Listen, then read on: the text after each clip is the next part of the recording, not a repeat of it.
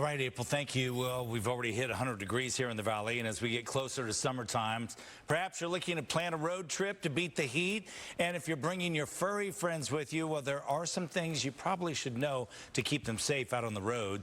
We actually had a viewer reach out to us and says that she was in a car accident with her dog. The dog was buckled in.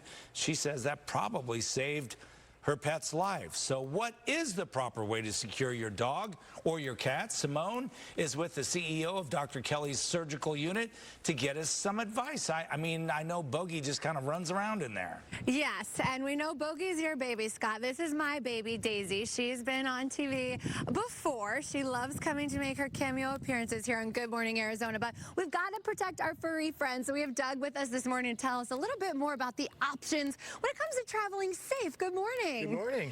So, you know, lots of our dogs, they want to be all over us, right? They want to be on our lap when we drive. They want to maybe touch the steering wheel. Of course. Not the safest option. Not, for sure not. Particularly if the dogs are roaming around the vehicle while you're driving, not the safest for them. They might like to poke their head out the window on your lap, and that feels like a good way to connect with your pet. But at the end of the day, if something was to happen, of course, it's never your fault. It's always somebody else that's hitting you. That's not the safest position for your puppy to be in. So you brought some options to show us a little bit that can do some, mitigation efforts to maybe protect your pet, God forbid an accident were to happen. Correct, yeah. The easiest thing to do is make sure that they're strapped into the car. The safest thing to do is have them in a crate that's for travel. There's a great website to go find those. There are a select few that are rated that way. The Center for Pet Safety has a good resource for that. But then you can break down to stuff that's going to be more practical for us to take our pet to the store or to the veterinarian. We have some of those in here today. Okay, all right, let's check it out. So that one on the seat, that's where Daisy rides usually. Right. When we go for rides, let's see. She's never been in a truck before, so she might not jump up there.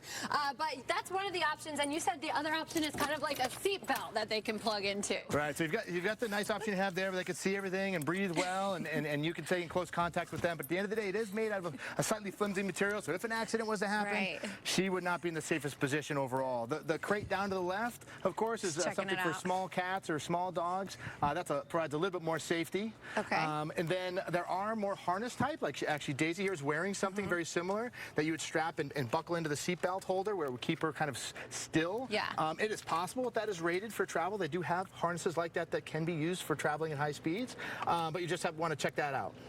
Definitely good tips. I think she can smell the cat that was in there for sure. She's checking it out.